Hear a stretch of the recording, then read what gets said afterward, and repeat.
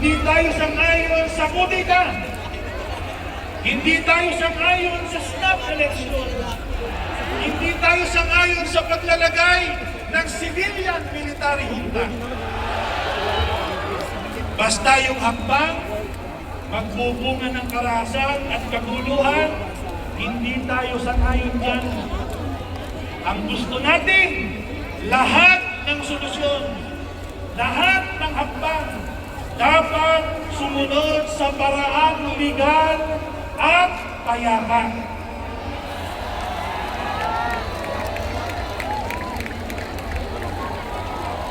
Kaya nililinaw po namin sa lahat. Gusto namin maging maliwanag sa lahat. Hindi po natin hinahangal, ang pagbagsak ng ating pamahalaan bilang institusyon. Sana maging maliwanag yan sa lahat. Ang nais natin ay ang pagbagsak ng katiwalian.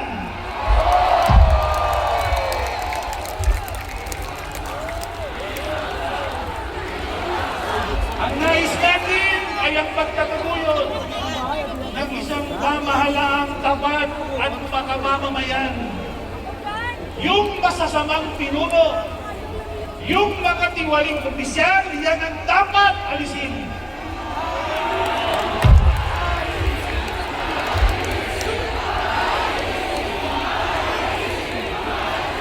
Hindi po yung pamahalaang gumagaransya sa kalayaan ng mga mamamayan.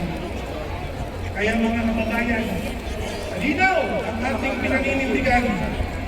Hindi tayo laban sa maayos na pamahalaan. Tayo po ay laban sa katiwalian. Hindi tayo naninira sa sinuman. Tayo po ay nananawagan lamang. Hindi tayo naghahasik ng kaguluhan. Tayo po ay nananawagan ng katarungan at ng kapayapaan. Hanggat hindi po natutulog, hanggat hindi napapanagot yung mga mastermind sa korupsyon, itutuloy natin ang ating pagmamatsyag at mga pananawagan sa makayapang mga paraan.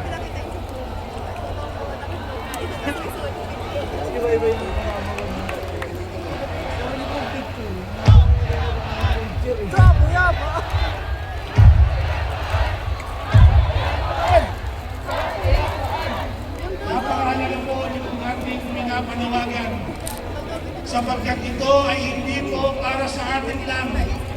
Hindi po ito para sa kasalukuyan lamang, kundi ito po ay para sa kinabukasan ng ating mga anak at ng susunod na henerasyon ng mga Pilipino.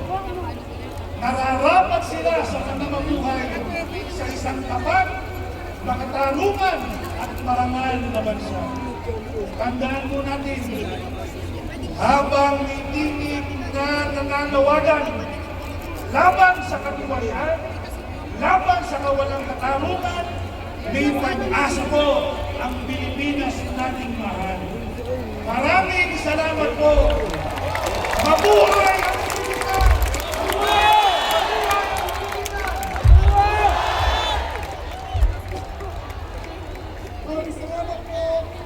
Ano po, bienvenidos al Cabo Niño. Ang makaliwanag ng ating mensahe, sana po nakikinig tayo ng mga kinauukulan. Marinig sana ang ating panawagan para sa kapayapaan, pero hindi pababayaan na kalugmok ang bayan. Ama, Kalugmok na kulog? hindi ho ka na.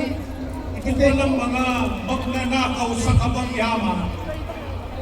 Inilulugmok ang imahe ng ating bansa sa buong sanlibutan. Nakahirap. Mga kababayan, papayag ba kayong hindi natin ito ibangon?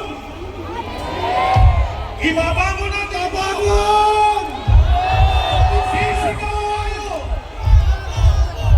Ano ang aming sisigaw?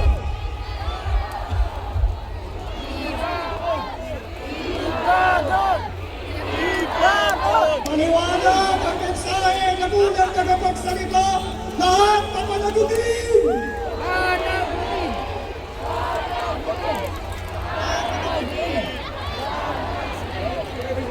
Yung nagtatako, hanapin! Yung nagtakbuhan, tugisin! Yung nag-ibang bansa, pauwiin!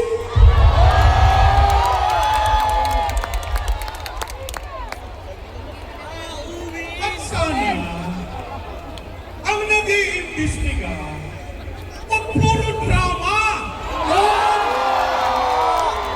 Papanagutin ang magnanakaw! Ano gagawin sa magnanakaw?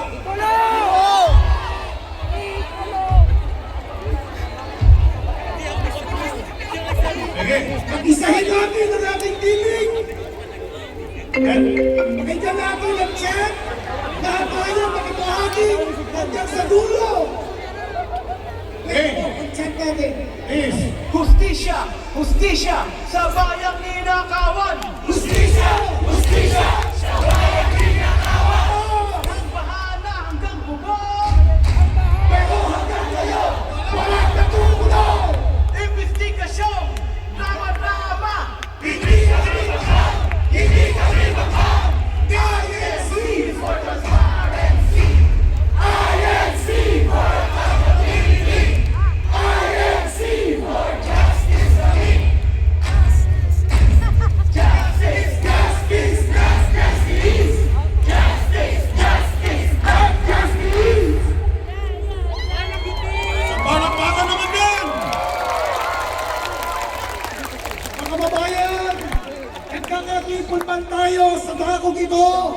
Kaya nga, isinisigaw din natin ang tinig ng mga kababayan natin na naapektuhan nitong tinatawag na flood control scam. Panoorin po natin ang mga video na lang. Panoorin po natin ito. Kalamig, o tatlo na lang, wala na. 43 years na ako dito. Ngayon lang ang nangyayari nga yung ganyang pagbahay. June, July, August, September, October hanggang ngayon. Simula ng June 15 hanggang ngayon, lalaki, liliit, minsan hanggang bewang, hanggang leeg na sa mga dinadaanan. Napakababa ng riprap hanggang tuhod lang. Yun nga ang ginawa nila. Tinipid siguro. Yung kalahati, napunta sa kanila. Nandito ako nung ginawa. Kulang sa simento, kulang sa bakal, yung lahat at pinagawa nila. Yan namin ginawa, yung ring-wrap, alpaka yun, ang nilagay sa ako lang, nilagay ng lupa. Papasok dito, dinilin naman ang lugar nila. Kaya dito, hindi na rin nawawala yung tubig. Puro ganyan galaan. Pati presidente natin, meron din kinalaman. Bakit pinirmahan niya? Wala siyang kinalaman. Kasi hindi na dapat kami pagkakaroon ginagamas. Una ko lang yung sinasabi ko, sanay kami sa bahay, pero hindi naman dapat ganito katagal. Lahat yung nagagalit. Dahil sa sistema ng ginawa nila, kung hindi mo ayos, wala akong malasakit sa kapwa, kaya kami nagkaganito. Mahirap.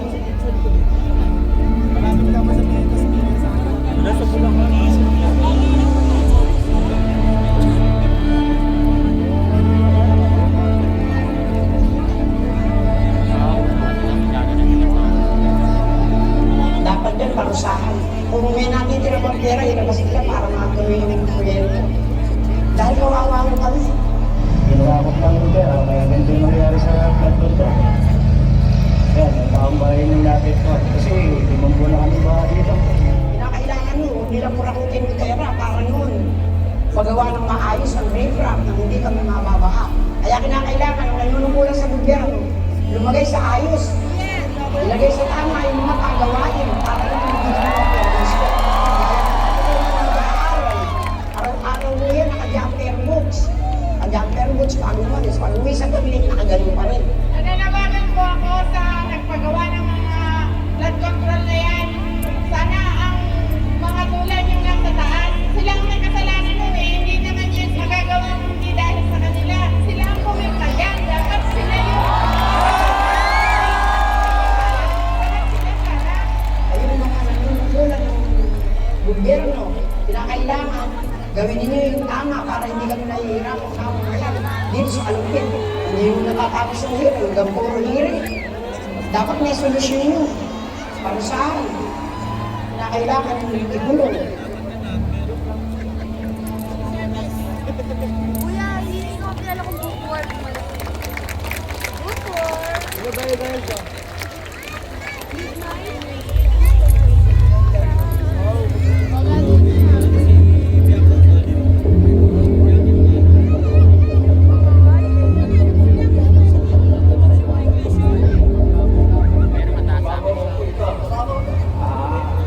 Pero pagka umuulan, abot po rito sa, lagpas po rito sa paanan niya. Ayun yung buhit na yun. Wala sila magawa. Kailangan nilang tanggapin ang sitwasyon. Sobrang hirap na inaabot namin ngayon. Yung mga apo ko, hindi na makapag-aral. Kasi araw-araw na lang ganyan tubig na yan. Sobrang napahirap sila. Nung araw, nakakapag-tanim, nakakaano ng palay, pero ngayon mo, wala na, halos parang dagat na. Ngayon wala na. Kabuhayan sa bukid. Noong hindi pa bumabaha, nakakapaghanap buhay ako, nakikita ng ayos. Ngayon, lumalim na siya, hindi na ako makapaghanap buhay, gawa ng dinamugan mo kang kularing tubog.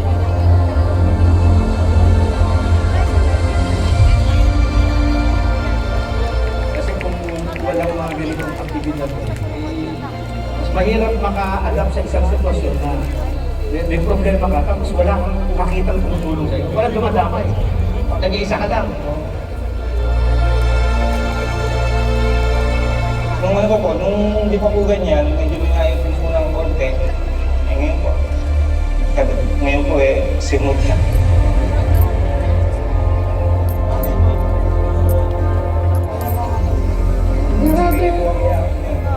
Hanggang saan po? Andyan! So, abot sa kwarto ninyo. Kapag ang tubig po ay lubog na ulit sa amin, hindi po siya makalabas. So, ang transportasyon naman po, mas mahal. Bangka na po yung sasakyan dyan sa labas. Eh, ang pamasahe po, 200 plus. Wala na po ang budget na absent sa akin. Magkano lang kinikita ng trabahador namin, minimum. Magbabangka sila, ano nang iuwi sa pamilya, kakain pa sila.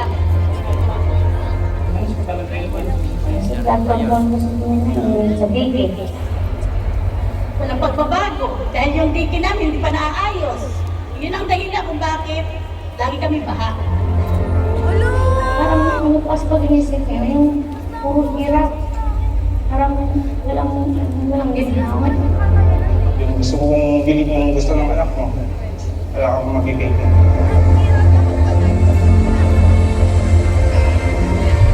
Naging parte na ng buhay nila ito dahil ilang taon nang ganitong sitwasyon dito sa Kalumpit, Bulacan.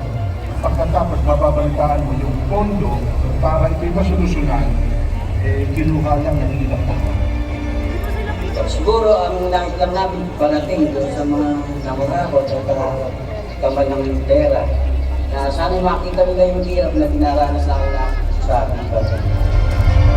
Abot ko siguro yung sinong gobyerno wala na kayong nagawa talaga. Hindi ako satisfied. Sobrang hirap para sa amin. Napakahirap. Sama po sa gobyerno po, sa mga sabit po sa flood control. Sana po makonsensya kayo. Sana po nakikita yung sitwasyon namin dito.